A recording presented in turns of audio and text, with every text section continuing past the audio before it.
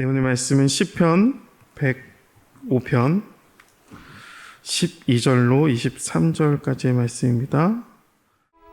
그때 그들의 사람 수가 적어 그 땅에 나그네가 되었고, 이 족속에게서 저 족속에게로, 이 나라에서 다른 민족에게로 떠돌아 다녔도다. 그러나 그는 사람이 그들을 억압하는 것을 용납하지 아니하시고, 그들로 말미암아 왕들을 꾸짖어 이르시기를, 나의 기름 부은 자를 손대지 말며 나의 선지자들을 해하지 말라 하셨도다. 그가 또 그 땅에 기근이 들게 하사 그들이 의지하고 있는 양식을 다 끊으셨도다. 그가 한 사람을 앞서 보내셨으며 요셉이 종으로 팔렸도다. 그의 발은 착고를 차고 그의 몸은 쇠사슬에 매였으니 곧 여호와의 말씀이 응할 때까지라. 그의 말씀이 그를 단련하였도다. 왕이 사람을 보내어 그를 석방하며 뭇 백성의 통치자가 그를 자유롭게 하였도다. 그를 그의 집의 주관자로 삼아 그의 모든 소유를 관리하게 하고 그의 뜻대로 모든 신하를 다스리며 그의 지혜로 장로들을 교훈하게 하였도다. 이에 이스라엘이 애굽에 들어가며 야곱이 함의 땅에 나그네가 되었도다. 아멘. 네, 오늘 시편에는 사실 이제 시편의 이야기보다 창세기의 이야기를 할 수밖에 없는 이야기죠. 그래서 야곱, 요셉 이야기가 있습니다. 물론 아브라함의 이야기도 좀 있죠. 요셉이 애굽의 총리가 되었죠. 하나님께서 함께 하셔서 형통하셔서 결국 때가 됐을 때 요셉이 그 총리의 자리가 앉을 수 있었게 되었을까요? 여러분, 형제들로 인해서 요셉이 애굽에 팔려 나가는 게 그럼 하나님의 뜻이었을까요? 여러분, 사람은 사람의 제약으로 말미암아 자기 소견에 옳은 대로 행했습니다. 그래서 아버지 사랑을 다 족차지하고 있는 이 요셉을 형제들은 죽이고 싶었고, 죽이고 싶은 마음이 결국 이스마엘 사람들에게 팔려 가게 했고, 요셉은 애굽으로 가게 됐습니다. 여러분, 그 가운데 하나님께서 개입하셔서 그 모든 것들을 결국엔 하나님의 뜻으로 하나님의 능력으로 역전시키셨습니다. 그럼 이신맨매로 요셉이 애굽에 가는 것은 정말 하나님의 뜻인가 아닌가 생각해 볼 수 있는 것 같습니다. 여러분, 애굽에 팔려가는 요셉을 보고 하나님도 일하셨다는 거죠. 총리가 될 수 있는 사람으로 요셉의 삶을 이끌어 가시죠. 애굽에 가서도요, 사실 여기저기 종으로 팔려갈 수 있는 상황에 보디발의 집에 팔려가게 허용하셨어요. 그리고 그 집에 갔기에 왕실 감옥에 갈 수 있었다는 것이죠. 그 감옥에 어떻게 있었는지 오늘 말씀 18절에 이렇게 되어 있죠. 그의 발은 착고를 차고 그의 몸은 쇠사슬에 매었으니. 그러니까 왕실 감옥은 발의 착고와 몸의 쇠사슬에 매어 있었다는 요셉의 이야기를 볼 수 있다는 것이죠. 그리고 이럴 때 요셉 당시 애굽의 어떤 국세 정세가 하나님께서 일하시게 되는 것들을 보게 됩니다. 애굽 왕조를 전통 애굽 왕조가 아닌 이민족의 왕을 그 당시에 세워지게 됩니다. 성경에는 없지만 고대 근동의 자료를 보니까 이민족 왕이 어떤 사람이냐면 힉소스라는 족이고요. 그들은 셈족 계열의 민족입니다. 여러분, 셈족은 하나님, 여호와 하나님을 섬기는 민족이죠. 요셉이 꿈을 해석했을 때 애굽 왕이 이렇게 고백하죠. 창세기 41장 38절인데요. 하나님의 신에 감동된 자를 우리가 어찌 얻을 수 있으리요? 여러분, 그 가운데 요셉이 총리가 될 수 있었습니다. 애굽 왕이 왜 하나님의 신에 감동된 자를 총리로 세울 수 있을까요? 하나님의 신에 감동된 자, 그 가치를 아는 건 하나님을 아는 사람만 가능합니다. 여러분, 요셉의 가족이 야곱의 모든 일행이 애굽에 왔을 때 요셉이 야곱의 형제들에게 또 이렇게 이야기를 하죠. 창세기 46장 34절에요. 당신들은 이르기를 주의 종들은 어렸을 때부터 지금까지 목축하는 자들이온데 우리와 우리 선조가 다 그러하니이다 하소서. 애굽 사람들은 다 목축을 가증히 여기나니 당신들이 고센 땅에 살게 되리이다. 여러분, 애굽 왕 바로를 만나면 우리는 오래전부터 생업이 목축하라는 자라는 것을 이 요셉이 먼저 형제들에게 알려주는 거예요. 요셉이 목축한 일을 형제들에게 말하는 이유는 당시 직업은요, 신분과 관련이 있었습니다. 애굽 사람들에게 목축은 가증한 일이었습니다. 바로는 요셉을 존중하기에 고센 땅에 살기를 허락합니다. 근데 애굽 사람들이 전혀 관심 없는 땅, 신경도 전혀 안 쓰는 그 고센 땅. 근데 하나님께서 고센 땅을 이스라엘의 큰 민족을 이룰 수 있는 애굽의 어떤 인큐베이터로 사용했다는 거죠. 정상적일 수 없는 뭔가 좀 부족한 연약한 자들을 살게 하는 자리가 바로 인큐베이터라는 거죠. 야곱이 애굽에 갈 때 하나님께서 이렇게 말씀하셨어요. 창세기 46장 3절에 하나님이 이르시되 나는 하나님이라 내 아버지의 하나님이니 애굽으로 내려가기를 두려워하지 말라. 내가 거기서 너로 큰 민족을 이루게 하리라. 하나님은 애굽에서 큰 민족을 이룰 것이다 계획하고 있었다는 거죠.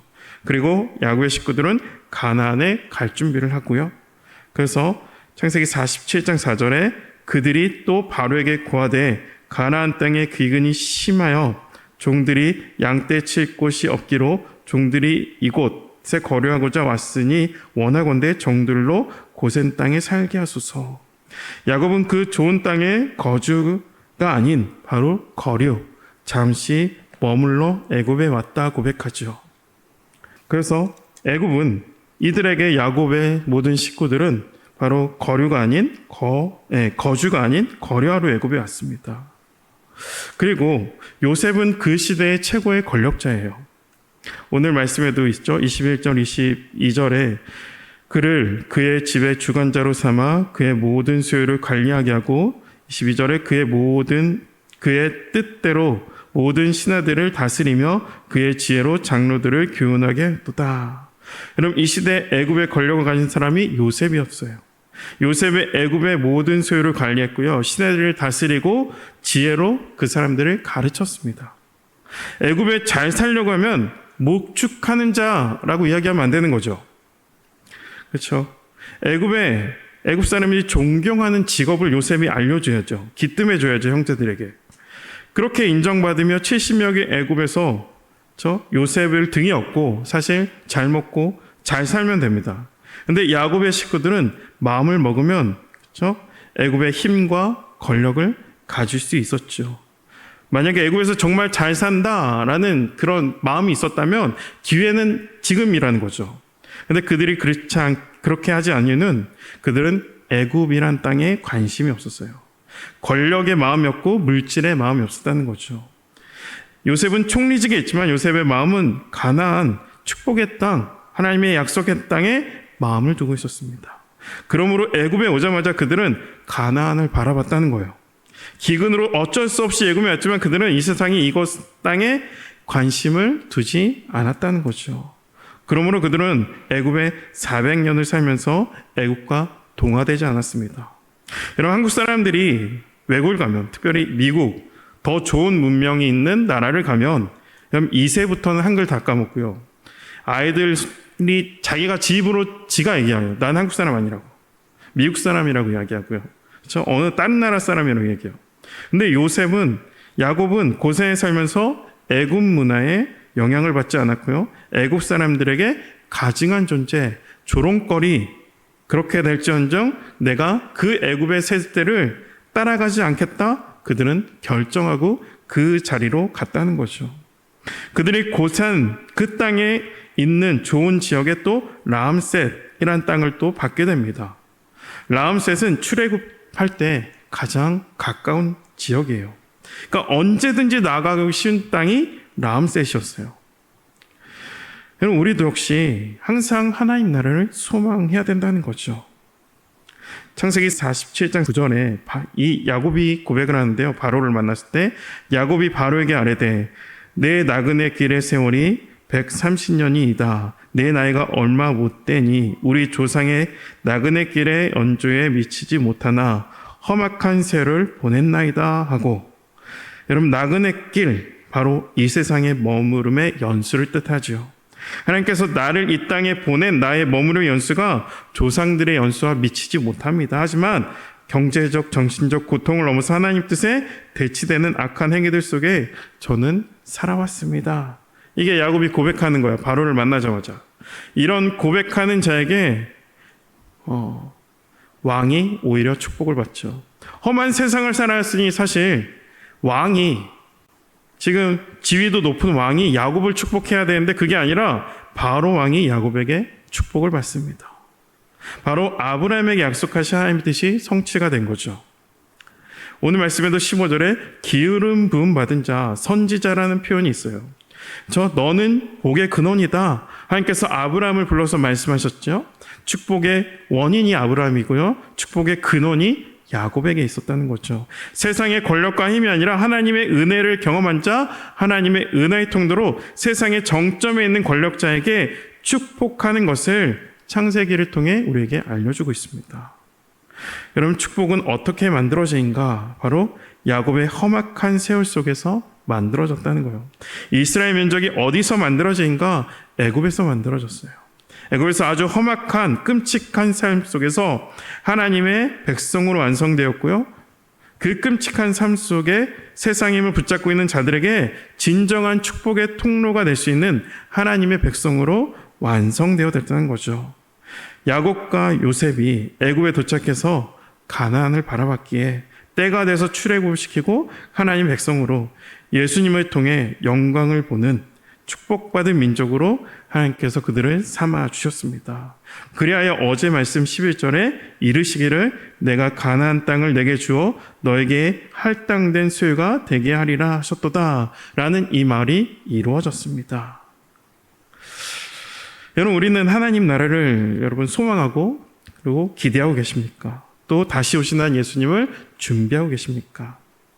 여러분, 독립운동가들이요, 마지막 잡혀 죽기 전에 사진이 아니라 그들이 한참 활동할 때 사진 찍은 모습을 보면요, 굉장히 그 시대지만 멋있는 모습, 되게 말끔한 모습으로 독립운동가의 사진이 남아있는 것을 우리는 볼 수 있습니다. 그들이 독립운동하면서 자금을 모아서 괜찮은 옷을 사 입었고 나름 정리 두발도 잘 깎고 그러면서 여러분, 사진 찍는 일에 즐거워해서 사진을 그렇게 남겨놨을까요? 아니죠. 그들은 우리나라가 언제 독립될지 모르는데 내가 가장 멋있는 모습으로 나라의 독립을 맞이해야 되겠다라는 마음이 그들 가운데 있었던 거죠. 아무리 어려워도 일본이 우리가 험난하게 한더라도 불쌍한 모습으로, 후질구란 모습으로 독립을 맞이할 수 없다는 생각으로 독립군들은 독립을 준비하며 있었다는 것이죠. 여러분, 우리는 하나님 나라를 소망하고 살고 계신가요? 주님을 만났을 때 여러분, 어떤 이야기를 할 수 있을까요? 내 자녀가 대기업 같습니다. 내 자녀가 나름 괜찮은 대학 같습니다. 이렇게 이야기하실 거예요? 하나님께서 물으십니다. 그 자녀가 예수를 알고 있니? 여러분, 우리는 이 시간에 이 땅에 나그네로 주님의 나라를 소망하기 원합니다. 하나님은 우리가 이루어 놓은 것에 무엇을 달라 요구하지 않으세요. 주님은 너는 어디에 속해 있고 누구의 백성인가? 우리의 정체성에 더 관심이 있다는 거죠. 우리는 하나님 나라에 속한 자이고 이 땅의 나그네입니다. 오늘도 그 하나님 나라를 바라보며 소망하며 주님을 맞이하는 신부로 하나님의 나라에 속한 삶을 살아내는 저와 여러분 모두가 되시기를 축복합니다. 우리 같이 기도하겠습니다. 하나님 아버지, 감사합니다.